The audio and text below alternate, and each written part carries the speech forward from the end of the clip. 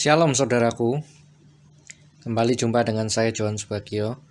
Kali ini saya akan membahas dari firman tentang apa itu kekayaan sejati, tentang apa yang Bapa sudah ajarkan kepada kita dari firman Tuhan. Apa makna hidup berkecukupan?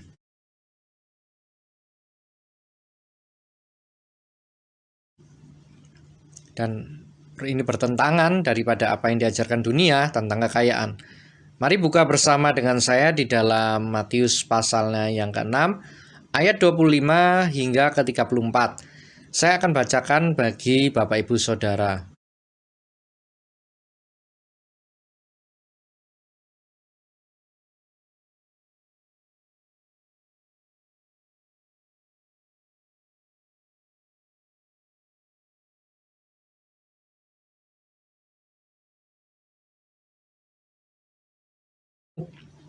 Tetapi carilah dulu kerajaan Elohim dan kebenarannya, maka semua itu akan ditambahkan kepadamu. Ayat ini terkenal sekali ya.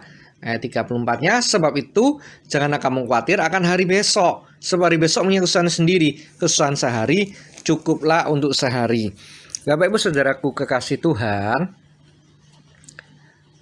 seringkali kita terilusi oleh media yang diciptakan tentunya oleh kuasa gelap, dengan berbagai endorsement, dengan berbagai apa yang ada, bahwa menjadi kaya itu dengan semakin banyak yang dimiliki dan yang dipunyai. Itu yang pertama.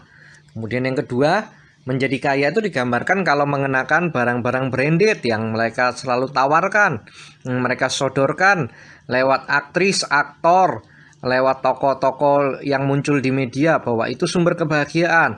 Atau kondisi hidup yang penuh pesta pora, yang penuh. Apakah itu yang diajarkan Tuhan? Firman Tuhan justru berkata orang kaya sukar masuk kerajaan surga. Iya, ini benar.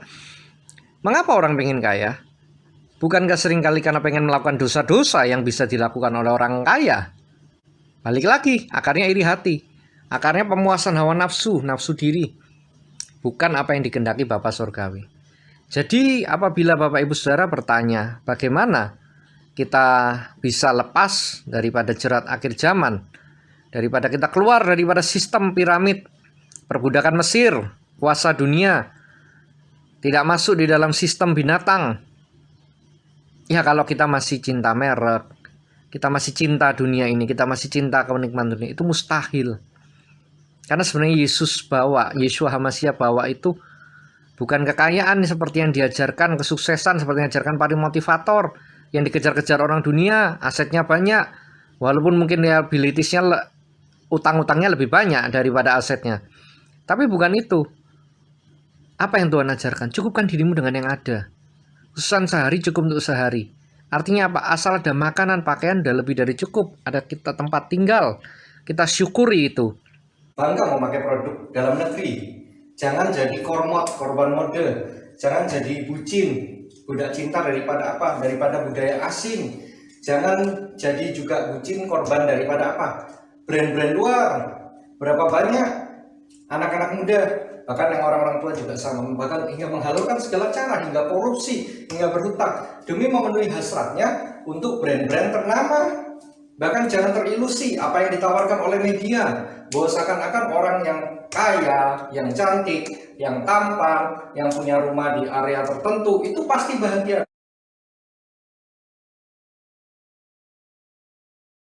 Cita oleh Roh Kudus, asal ada makanan dan pakaian cukuplah, kata Rasul Paulus. Jangan dibalik-balik. Dunia menawarkan penampilan, dunia menawarkan keinginan mata, keinginan daging. Pada khotbah yang lalu saya sudah sharing bahwa bagaimana supaya kita lepas, keluar dari jerat utang. Itu yang pertama. Maka hari ini saya ingin men-sharingkan yang firman Tuhan taruh di hati saya, yaitu bahwa hidup kita janganlah mencari kekayaan, kenikmatan dunia, tapi carilah kekayaan yang ada di dalam kerajaan surga. Mengapa Tuhan mengajarkan burung di udara, bunga bakung di ladang? Ya, artinya bahwa kita hidup seperti mereka. Mereka di dalam sederhananya mungkin dicap sebagai ciptaan yang kurang tinggi oleh bagi sebagian orang Kristen, tapi justru lebih mengenal Bapa Surgawi, bisa lebih terhubung dengan Bapa Surgawi. Inilah yang waktunya kita bertobat, waktunya kita menangis, merendahkan diri, kita menghadap Bapa Surgawi, bagaimana hidup kita sudah terikat dengan ini tuh. Mungkin kalau nggak bisa ngecas gadget, stres kita.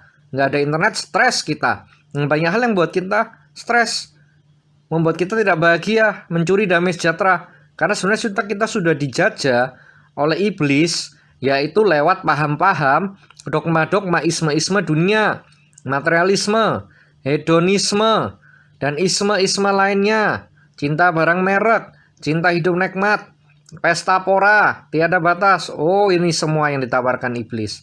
Dan bukankah sebenarnya itu yang membuat banyak hamba Tuhan juga rusak? Mungkin hamba Tuhan tulus ketika masih melayani di desa, masih kecil gerejanya. Tapi ketika sudah terkenal, public figure, justru jadi korup karena hidupnya juga ditambahkan banyak-banyak masalah. Karena kekayaan, ini menggenapi kitab Amsal yang mengatakan orang semakin kaya itu semakin banyak masalahnya. Semakin banyak yang pergumulan, tantangan yang dihadapi.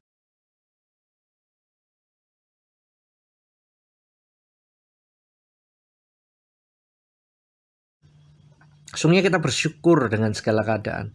Itulah kekayaan sejati. Seperti burung di udara. Bersyukur hari ini bisa makan. Bersyukur hari ini masih hidup. Betapa lebih kayanya burung daripada manusia. Konglomerat sekaya apapun, ketika sudah punya anak, anaknya gede, nggak ada itu rumahnya ditinggal dikasihkan orang. Tetapi kenyataannya burung di udara, khususnya contoh misalnya katakan aja burung walet, atau burung ini ya, burung gereja. Begitu anaknya udah lahir netas dari telur, kemudian ini ya rumahnya ditinggal, terbang begitu saja. Nanti suatu hari temu tempat baru, bangun rumah baru kembali. Ini menandakan apa? Itulah hidup bebas khawatir. Justru bukankah kita selama ini mulai dari kita sekolah TK sampai universitas, atau mungkin kawan-kawan yang hanya menempuh pendidikan jenjang sekolah menengah atas, sesudah itu apa? Bekerja. Dimotivasinya apa? Ajarnya orang tua kita. Kamu pinter, jadi dokter, supaya nanti hidupnya kaya. Atau mungkin dulu dikatakan jadi insinyur. Tapi sesungguhnya apa? Orientasinya ini sudah nilai duniawi. Apapun agama Anda. Saya dulu juga dididik begitu. Padahal sesungguhnya bukan itu yang dikehendaki Bapak Surgawi. Tidak masalah apapun profesimu Bapak Ibu Saudaraku. Entahkah Anda sebagai seorang tukang ojek, sebagai cleaning service, apapun. Kalau Anda melakukan itu dengan excellent, Anda mempermuliakan Bapa Surgawi. Bahkan Anda tetap menjadi berkat bagi sesama. Anda hidup dalam kasih. Oh, Anda sudah suratan terbuka untuk Kristus. Buat apa jadi pendeta? Justru, atau pendekar mungkin. Bukannya hamba Tuhan, tapi hamba Tuhan. Tuhan tidak lihat profesi, saudara. Tuhan menilai kita dari hati. Dan masuk surga tidak gandengan tangan. Sekian puluh tahun hidup saya akhirnya menampakkan bahwa semua sia-sia.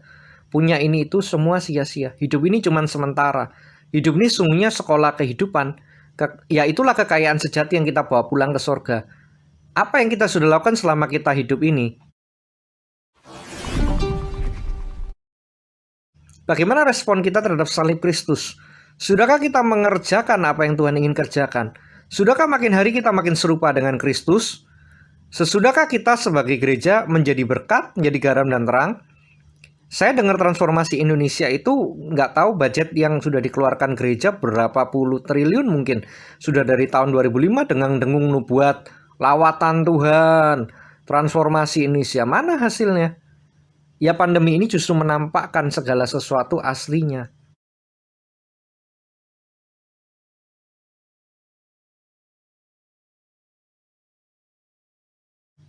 Bahwa semuanya, mana KKR kesembuhan, mana, saya bukan anti kesembuhan ilahi, nanti kita akan bahas di dalam podcast yang lain. Tetapi pada intinya adalah bahwa semua ya panggung sandiwara, bukan Kristus yang asli. Karena sebenarnya yang dilakukan Kristus adalah menarik kita keluar dari sistem dunia. Itu yang hari-hari ini kita jarang dengar. Akhirnya kekristenan jadi lemah. Tidak beda dengan agama-agama dunia. Padahal sungguh yang Kristus tawarkan adalah benar hidup baru. Warga kerajaan sorga. Itu adalah bertentangan daripada apa yang diajarkan oleh dunia ini. Jangan mencintai kekayaan. Jangan mencintai dunia ini. Apa yang dilihat oleh mata, yang dengar oleh telinga, keinginan mata, keinginan daging, kesombongan hidup, itu sungguhnya hilang. Itu yang tidak diberikan oleh Bapa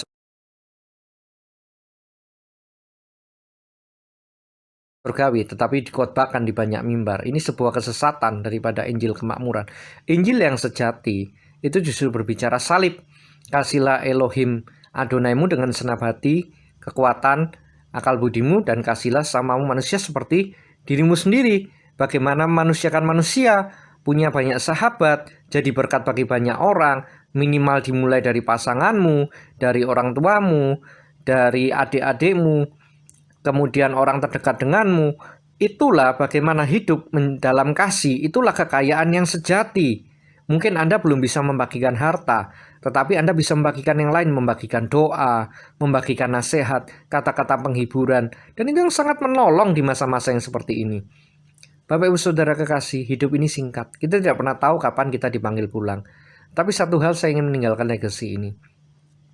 Apa yang Kristus bawa itu bukan yang dari dunia ini. Kekekalan bukan di sini. Tetapi kekekalan setelah Anda di pembaringan terakhir, Anda mengembuskan nafas, itu kekayaan sejati.